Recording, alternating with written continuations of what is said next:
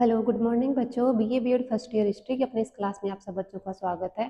तो हम लोग पढ़ रहे हैं पिछले एक दो क्लासों में रोमन सभ्यता के बारे में। तो रोमन सभ्यता में हम लोगों ने उसके राजनीतिक ढांचे को देखा था, उसकी सामाजिक व्यवस्था को पढ़ा था, फिर उसके कुछ राजाओं को देखा था। यहाँ पर मैंने एक डायग्राम लिखा है रोमन सभ्यता के एक प्रकार से प्रमुख साम्राज्यों को लिखा है कि कौन कौन से साम्राज्य हुए थे, कौन कौन से राजाओं का काल था। ठीक है, जैसे कि रोमन साम्राज्य काल जो है वो मुख्य रूप से दो भागों में बंटा हुआ है। एक है उसमें प्रारंभिक रोमन साम्राज्य और दूसरा है वहां पर उत्तरकालीन रोमन साम्राज्य है। तो जो प्रारंभिक रोमन साम्राज्य काल है ना, उसका समय है यहाँ पर कितना है, 1400 ईस्वी से लेकर 285 ईस्वी तक। एडी का मतलब क्या है, ईस्वी का समय माना जाता है, बाद का समय। और बीसी का मतलब बिफोर क्राइस्ट, मतलब ईस्वी पूर्व का समय माना जाता है। तो यहाँ पर प्रारंभिक रोमन साम्राज्य काल जो रहा है वो 1400 ईस्वी से लेके 285 ईस्वी तक रहा है। ठीक है, और दूसरा जो है उत्तरकालीन रोमन साम्राज्य है। जो उत्तरकालीन रोमन साम्राज्य है उसका समय माना गया है 285 ईस्वी से लेकर 476 ईस्वी तक का समय उत्तरकालीन रोमन साम्राज्य का माना गया है। तो इसमें जो ये जो इधर वाला जो है ना, प्रारंभिक रोमन साम्राज्य काल, इसमें हम मुख्य रूप से 5 कालों को देखेंगे। और 5 जो साम्राज्य काल थे उनमें कौन कौन से राजा हुए थे, उन्होंने क्या कार्य किए थे, क्या उनकी प्रमुखता थी, क्यों वो फेमस हुए थे। कुछ तो राजा थे, कुछ तो दार्शनिक थे, कुछ इतिहासकार थे, कुछ विचार थे।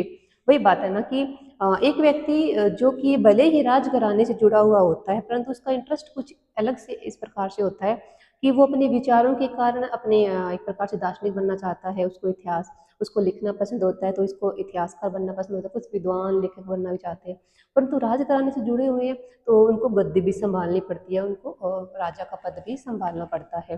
तो पहला जो इन 4 कालों में पहला जो काल आता है वो हमारा आता है जूलियो क्लाडियन का काल।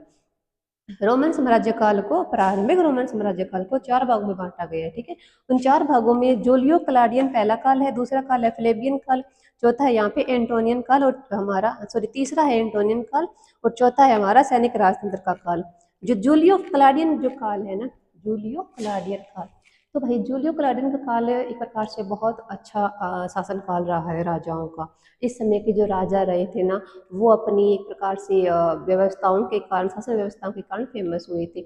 इस समय के राजाओं ने बहुत अच्छे अच्छे काम किए। जैसे सबसे पहले जिसमें राजा आता है जूलियो क्लाडियन काल में, वो आता है ऑगस्टस नाम का राजा। तो भाई ऑगस्टस नाम का जो राजा था ना, इसने क्या करा था, इसने जूलियो क्लाडियन काल जो था ना, इसका ये प्रथम राजा था। इसने रोमन जो साम्राज्य था उसको स्थापित किया था, प्रथम राजा था, और इसने साम्राज्य को स्थापित किया था।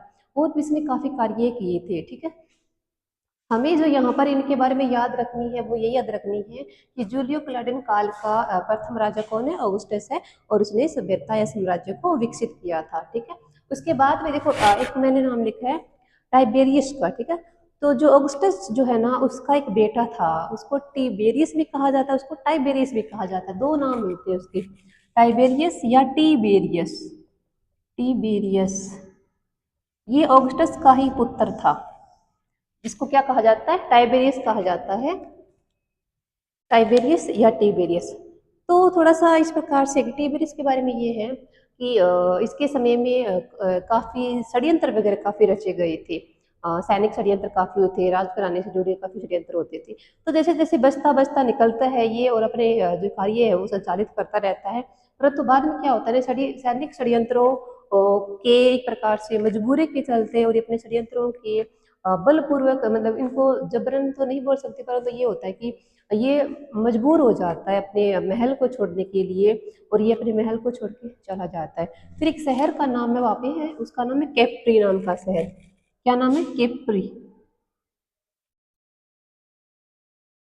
केप्री नाम का एक शहर था, वहां पर ये चला जाता है, कौन, टिबेरियस या टाइबेरियस चला जाता है। ठीक है, और फिर अपना जो शासन कार्य था ना, वो अपने कर्मचारी, जो इसका विश्वास पात्र कर्मचारी था उसको नियुक्त करता है, और जैनस राज्य था वो सौंप देता है अपने कर्मचारी को, और ये केप्री में जाके आराम से रहता है, कौन, टिबेरियस।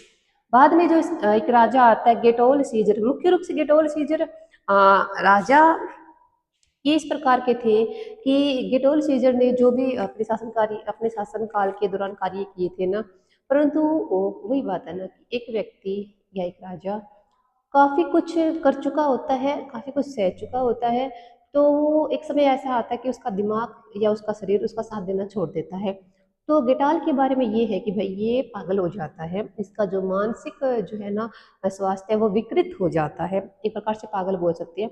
पागलपन की इसको दौरे आने लग जाते हैं और बाद में क्या होता है ना कि ये भी अपने आस-पास के महल के षड्यंत्रों के चलते गद्दी से हट हट जाता है और मतलब इसको हटा दिया जाता है, क्योंकि वही बात है ना कि जब दिमाग से पैदल हो चुके आदमी तो वो फैसले लेने में सक्षम नहीं है और उसको फिर क्या है गद्दी से पीछे हटना पड़ेगा, गद्दी छोड़नी पड़ेगी। तो ये बात है किसकी, गेटाल सीजर की ये बात है। फिर एक राजा आता है, उसका नाम है यहाँ पर क्लाडियस नाम है, क्लाडियस नाम, ठीक है, क्लाडियस। इसकी महत्वपूर्ण बात थोड़ी सी ये है कि ये विजय अभियान काफी करता है, विजय अभियान, विजय अभियान। अब कौन कौन सी होती है, सबसे महत्वपूर्ण बात तो ये है कि ये इंग्लैंड को हराता है, इंग्लैंड के ऊपर जो है ना आक्रमण करता है, इंग्लैंड की विजय करता है। कौन, क्लाडियस।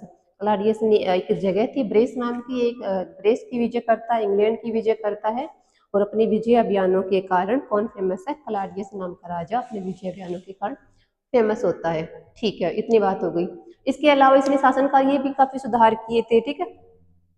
फिर एक राजा का नाम आता है नीरो, बहुत महत्वपूर्ण राजा, इसके बारे में पता होना चाहिए।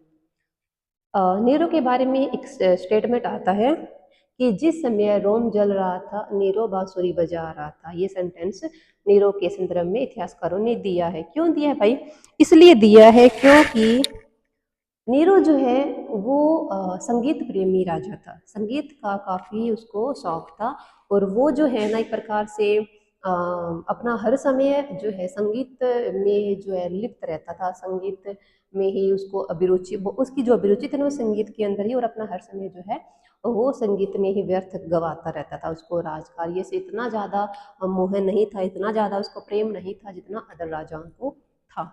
ये बात हो गई। तो क्या था कि जिस समय रोम जो था ना उसमें नीरो राज्य जब गद्दे पे बैठा ना उसमें रोम में आग लग गई थी। तो जब प्रजा को राजा की जरूरत थी, उसके सहयोग की जरूरत थी, उस समय राजा ने कोई रिस्पॉन्स नहीं दिया था, जिसके चलते इसके बारे में ये सेंटेंस इतिहासकारों ने दिया था। ये बात हो गई। इसके बाद में जो राजा गद्दे पे बैठते हैं, एक तो राजा और है जो सिर्फ नाम के राजा थे ये, जिसमें से गैलवा राजा है, गलवा, गलवा हो गया, ओर्थो हो गया और कौन है, विटोलियस। गलवा, ओर्थो और क्या है, विटोलियस। ये जूलियो क्लाडियन काल के अन्य राजा थे जिसको सिर्फ नाम ही इनके याद रखने हैं। ये बात हो गई। फिर हमारा जो दूसरा काल आता है वो आता है फ्लेवियन काल के बारे में, और जो फ्लेवियन काल होता है वो भाई 68 ईस्वी से लेकर 97 ईस्वी तक रहता है फ्लेवियन काल। प्लेबियन काल के जो राजा है ना थोड़े से इस प्रकार से इनकी विचारधारा है कि ये निर्माण कार्य तो करते हैं, सुधार तो करते हैं, परंतु एक लिमिट तक ही करते हैं। इतना ज़्यादा साम्राज्य, इतना ज़्यादा अपनी प्रजा के प्रति समर्पित भाव नहीं रखते हैं। कौन, ये फ्लेबियन काल वाले। फ्लेबियन काल में पहला राजा कौन है, वेस्पेसियन है, एशियन है। तो वेस्पेसियन के बारे में जो बातें हैं वो ये है कि इन्होंने जो काम किया है ना वो सैन्य व्यवस्था जो होती है ना, क्योंकि वही एक बात है कि अगर कोई साम्राज्य या कोई प्रकार से वंश मजबूती चाहता है, मजबूत रहना चाहता है, तो दो बातें जरूरी जरूरी याद रखे जानी चाहिए उस साम्राज्य के राजा को। पहली बात तो ये कि हमारा सैन्य व्यवस्था जो है ना, हमारा जो सैन्य ढांचा है ना वो मजबूत रहना चाहिए। कहने का मतलब हमारी सैनिक जो व्यवस्था है, हमारी जो सेना है ना वो मजबूत रहनी चाहिए, वो एक प्रकार से सुचारू रूप से कार्य करती रहनी चाहिए, उसमें आलस्य ना हो, हमारी सैनिक व्यवस्था एक प्रकार से मजबूत रहे। कभी भी अगर आतंक आक्रमण हो जाए तो हमारी सेना अवेलेबल रहे, तैयार खड़ी रहे, सेना क्या है, मजबूत हो। दूसरी बात ये होती है कि एक साम्राज्य के विस्तार के लिए या एक साम्राज्य के एक प्रकार से मजबूती के लिए कि राजस्व जो होता है ना, पैसे वैसे पैसे ही देते हैं, क्योंकि वही बात है ना कि कुछ काम करने हैं आपको, राजकार्य चलाना है आपको, तो पैसे की तो जरूरत तो आपको महसूस होगी, और पैसे के बगैर कुछ काम होती नहीं है। तो राजस्व जो व्यवस्था होती है ना वो भी मजबूती को लिए होती है, उसमें भी मजबूती रहनी चाहिए, इसमें राजस्व व्यवस्था में। तो जो वेस्पेसियन जो राजा था ना फेलेबियन काल का, इसने भाई क्या करा था कि इसने सैन्य व्यवस्था जो है ना उसको मजबूत किया था। किसके क्या किया था, सैन्य व्यवस्था को इन्होंने मजबूत किया था। एक थोड़ा सी ये बात है वेस्टर्न के समय की, वो कि यहूदियों का इसमें भाई संघर्ष काफी चल रहा था। यहूदियों का संघर्ष का काल था ये। वेस्पेसियन के काल में क्या होता है, यहूदियों का संघर्ष चलता रहता है। एक राजा था हमारा टाइटस नाम का, टाइटस या टिटस भी नाम मिलता है इसका, हमें जो याद रखना है टाइटस याद रखना। जब हम दर्शन शास्त्र को पढ़ते हैं ना, दर्शन शास्त्र में तो हम एक टाइटस लिवी नाम का एक इतिहासकार पढ़ते हैं, वो यही है। तो ये बात है कौन इसकी थोड़ी सी बात ये है कि टाइटस थोड़ा शांतिपूर्ण राजा था। शांतिपूर्ण कहने का मतलब कि उसका जो व्यवहार था ना बहुत ही कोमल था और बहुत ही एक प्रकार से दयालु प्रवृत्ति का राजा था ये। कौन? टाइटस नाम का राजा। फिर हमारे एक राजा है, उसका नाम है डोमिशियस। नाम ही याद रखने हैं, कुछ इसका ज्यादा इसमें आगे ज्यादा कुछ नहीं पढ़ना। तो फ्लैम्बियन काल में हमने जो राजा देखे थे, कौन कौन से राजा है उसमें, एक का राजा का नाम है यहाँ पर कौन है, वेस्पेसियन राजा हो गया। वेस्पेसियन के बाद में जो हमारा राजा आता है वो है टाइटस, और तीसरा राजा है हमारा डोमिशियस राजा हो गई, ठीक है। और जो तीसरा काल आता है हमारा, तीसरा काल में यहाँ पे हम देखते हैं एंटोनाइट काल को, एंटोनाइट काल, एंटोनाइट काल। और ये समय है 96 से लेके 180 ईस्वी तक का समय, 96 से लेके 180 ईस्वी तक का समय एंटोनाइन का काल माना जाता है। एंटोनाइन का जो काल है इसमें बहुत सारे राजा है, जिसमें से नर्वा है। एंटोनाइन काल में कौन से राजा है? नर्वा है। नर्वा इसलिए फेमस है क्योंकि उसने जो है ना अपने शासन कार्य के दौरान क्या किए थे भाई, कृषि सुधार कार्य काफी किए थे। एक बात है कुछ राजा जो कि एक प्रकार से निर्माण कार्य को ज्यादा बढ़ावा देते हैं, कुछ राजा जो कृषि कार्य को ज्यादा बढ़ावा देते हैं, कुछ राजा जो अपने आलस्य जीवन को ज्यादा बढ़ावा देते हैं और क्या करते हैं, वो एक प्रकार से मतलब आलस्य जीवन बिताते हैं और कुछ नहीं करना, वो कुछ ना करना ही बेहतर समझते हैं। तो यहाँ पे जो तीसरा जो काल है ना हमारा, एंटोनाइन का काल है। एंटोनाइन के काल में एक राजा है हमारा नरवा राजा, बहुत अच्छा राजा है, ठीक है ना, इतना वो नहीं है। तो नरवा ने क्या किया था ना, इन्होंने किसानों की जो दशा होती है ना, किसानों की जो हालात है, उसकी जो स्थिति है, उसमें सुधार करना जरूरी समझा था। अब एक बात सोचो, कृषि में सुधार करने का मतलब क्या होता है? कृषि में सुधार करने का मतलब यही है कि उसने सिंचाई व्यवस्था को एक प्रकार से क्या किया था ना, मजबूती प्रदान की थी। सिंचाई व्यवस्था को कैसे हो सकता है, नहरों का निर्माण करना, नदी नालों का निर्माण करना, ये चीजें हो सकती है, जलाशयों का निर्माण करना, कृषि में सुधार करना। इस प्रकार से किसानों को एक प्रकार से ऐसे साधन जो है ना वो उपलब्ध करवाना, पैसे की व्यवस्था हो गई या और कुछ भी व्यवस्था हो गई, वो उपलब्ध कराना, ये कृषि में सुधार करने वाले काम होते हैं एक राजा के द्वारा अपने प्रजा को। दूसरा जो राजा आता है उसका नाम है यहाँ पे ट्रेजन। ट्रेजन नरवा के बाद कौन सा राजा है, उसका नाम है ट्रेजन। ट्रेजन ने भाई जो राज्य था ना एक प्रकार से, कौन, रोम जो है ना अपना साम्राज्य, उसकी राजधानी क्या, इटली, ठीक है। तो इसने इटली में काफी निर्माणकारी कार्य किए थे। इटली जो है ना उसको काफी सुंदर बनाना इसका सपना था, वैभवशाली वैभवता को दिखाना एक प्रकार से वो ट्रेजन ये चाहता था। फिर आगे के राजा है हमारे एट्रियंस, एट्रियंस राजा, फिर है एस्टोनियन और फिर है मार्कस ऑरलियस। थोड़ा सा जो हमें यहाँ पर इस एंटोनाइन काल में जो याद रखने वाला है वो है हमारा एस्टोनियन, एस्टोनियस। एस्टोनियस जो राजा है एंटोनाइन काल में भाई, इन्होंने क्या किया था ना कि इसके समय के शासनकाल को शांतिपूर्ण शासनकाल कहा जाता है। ना कोई विद्रोह हुआ, ना कोई क्रांति हुई, ना कोई अटैक हुआ, ना कहीं पर अटैक किया। शांतिपूर्ण शासनकाल कैसा होता है, इसका मतलब ये कि ना हमने कहीं पर अटैक किया, ना किसी ने हमारे ऊपर अटैक किया, ना हमने जनता को परेशान किया, ना जनता ने हमारे खिलाफ कोई विद्रोह किया। ये होता है शांतिपूर्ण शासनकाल। तो ये कब होता है, ये होता है एंटोनाइन काल के अंदर, एस्टोनियस राजा के समय होता है। फिर भाई एक राजा है उसका नाम है मार्कस ओरलियस। मार्कस ओरलियस राजा है एंटोनाइन काल के अंदर। मार्कस ये कुछ इस प्रकार से है कि ये दार्शनिक है, ये इतिहासकार है और एक प्रकार से राजघराने से संबंधित है, इसलिए उसको अपना राज्य जो सियासन है वो भी इसको संभालना पड़ता है। किसको? मार्कस ऑरलियस को। ये बात हो गई। एंटोनाइन काल के राजा कौन कौन से हैं, वो है नरवा है, ट्रेजन है और एट्रियन है और एस्टोनियस है और मार्कस ऑरलियस है। नाम टफ है, मुझे भी देख लो कठिन हो रहा है पढ़ना, तो पढ़ने पड़ेंगे आप लोगों को, ठीक है। कौन हो गए एंटोनाइन काल के, ये राजा हो गए। इसके अलावा जैसे सैनिक शासनकाल, तो भाई सैनिक शासनकाल में क्या होता है ना कि पहला तो राजतंत्र स्थापित होता है। राजतंत्र में कुछ राजा सिर्फ नाम याद रखना, ठीक है। कुछ राजा के नाम मिलते हैं। इसके बाद में जो अराजकता वाला समय आता है ना, अराजकता में सिर्फ एक राजा का नाम मिलता है हमें। तो यहाँ पर मैंने अलग अलग चीजों को लिखा। एक तो सैनिक शासनकाल जो है ना, उसमें सैनिक राजतंत्र का समय अलग था। 180 से लेकर 285 तक का समय कब काउंट किया जाता है, सैनिक राजतंत्र में काउंट किया जाता है। फिर जो सैनिक अराजकता का समय है ना, वहां पर 285 से 476 तक का समय काउंट किया जाता है। ये बात हो गई। अब सैनिक शासनकाल जो है ना, सैनिक राजतंत्र में कुछ राजाओं के नाम मिलते हैं। ये राजाओं के नाम लिखे हुए हैं, देखो। पहले राजा का नाम है यहाँ पे कामोड्रियस। पहला राजा कौन है, कामोड्रियस।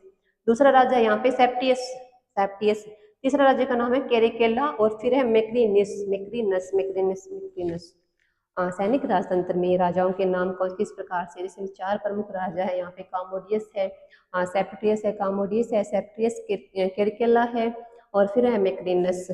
फिर सैनिक अराजकता में हम क्या देखते हैं, सैनिक अराजकता में हम ये देखते हैं कि जो राजा, एक प्रमुख राजा है यहाँ पर, उसका नाम है मैक्सिमस मैक्सिमस। तो ये रोमन साम्राज्य काल का जो प्रारंभिक रोमन साम्राज्य काल था ना, उसमें प्रमुख 4 काल थे। कौन कौन से था, जूलियो क्लाडियन काल है। 4 साम्राज्य काल कौन से, जूलियो क्लाडियन काल, फिर है फ्लेवियन काल, फिर है एंटोनाइन काल, फिर है सैनिक राजतंत्र। और जो इन राजाओं के नाम हमने देखे थे, जूलियो क्लाडियन काल में कौन राजा हुए थे, पहला था प्रमुख ऐसे साम्राज्य को स्थापित करने वाला राजा, उसका नाम था ऑगस्टस। ऑगस्टस का बेटा था टाइबेरियस, वो जो किसका गोद लिया वो बेटा था, रियल बेटा भी नहीं था। टाइबेरियस को टिबेरियस भी बोला जाता है। फिर वो क्या होता है, षड्यंत्र से परेशान हो जाता है अपने अपने महल के लोगों से, उनके षड्यंत्रों से, और वो उनको छोड़ के कहीं कैप्री शहर वहां पे चला जाता है। फिर गेटाल सीजर, जो कि एक प्रकार से मानसिक विकृत हो जाता है, उसका एक प्रकार से वो पागल हो जाता है। तो वो क्या करता है, उसका वो सुसाइड कर लेता है बाद में, मतलब उसकी हत्या हो जाती है बाद में। कलाडियस की बात यही होती है, कलाडियन काफी एक प्रकार से अपने युद्ध अभियानों के कारण फेमस है। उसने इंग्लैंड पर, वेस्टरी पर इनकी विजय की थी। ये बात हो गई। फिर नीरो के बारे में हमें ये याद रखना है कि नीरो एक प्रकार से काफी अपने इंटरेस्ट में लुप्त रहने वाला राजा था। ये अपने इंटरेस्ट को प्रायोरिटी में रखता था और किसी की ये सुनता नहीं था। तो रोम एक प्रकार से त्रासदी में गिरा हुआ था, रोम में आग लग रही थी, इसको कोई मतलब नहीं था। इसके बाद के जो राजा है, गल्वा नाम के मत्तर के राजा थे, नाम मत्तर के राजा थे ये, गल्वा, ओर्थो, विटोलियस, ये राजा थे। फिर फ्लेवियन काल के जो राजा है, उसमें 3 प्रमुख राजा माने गए हैं फ्लेवियन काल में। वेस्पेसियन राजा हो गया पहला, दूसरा है टाइटेटियस, और फिर है डोमिशियस। कौन है, वेस्पेसियन है, टाइटस है, डोमिशियस, ये राजा हो गए। फिर जो एंटोनाइन काल है, एंटोनाइन काल में भाई मुख्य रूप से जो राजा है वो नर्वा है, ट्रेजन है, हिटेटियस है, हिटेनियन है, और फिर एस्टोनियस है, और फिर है मार्कस ओरलियस। ये कौन है, एंटोनाइन काल की ये राजा है। इसके बाद में जो सैनिक शासन काल आता है भाई, सैनिक शासन काल में सैनिक राजतंत्र आता है, फिर सैनिक अराजकता का समय आता है। जो सैनिक राजतंत्र का समय है ना, उसमें प्रमुख 4 राजाओं के नाम हमें याद रखने हैं, सिर्फ 4 राजाओं के नाम ही याद रखने हैं। और सैनिक अराजकता का समय है, वहां पे मैक्सिमस एक ही राजा का नाम याद रखना है। तो सैनिक राजतंत्र में जो 4 राजा है उसका नाम क्या है, कामोडियस है, सेप्टियस है, कैरिकेला है, और क्या है, मैक्रिनस है। ये 4 राजा सैनिक राजतंत्र के समय दिखाई देते हैं, और अराजकता के समय मैक्सिमस एक ही राजा दिखाई देता है। तो ये साम्राज्य काल को पढ़ने के साथ ही जो हमारी रोमन सभ्यता है वो चीजें इसकी कंप्लीट हो जाती है। कि उसकी जो चीजें रह गई है ना, जैसे कि उसका थोड़ा सा आर्थिक ढांचा, आर्थिक व्यवस्था में हम क्या देखते हैं, मुख्य रूप से हमने जो मिस्र की सभ्यता को वो चीजें देखी थी कि ये लोग खेती करते थे, भाई आजीवन सामान्य सबको मेल खाता ही है इनका। कृषि हो गया, पशुपालन हो गया, दूध धंधे वगैरह, सिमिलरिटी है इन चीजों में। तो इसको कुछ पढ़ाना उतना वो जरूरी नहीं है। जो चीजें समझाने वाली थी, पढ़ाने वाली थी, वो चीजें ये थी। और उसका राजनीतिक ढांचा था और उसका सामाजिक जीवन था, वो हम डिस्कस कर चुके हैं पिछली क्लासों में। तो आगे के टॉपिक के साथ हम बच्चों कल की क्लास में फिर मिलते हैं। Okay, thank you so much.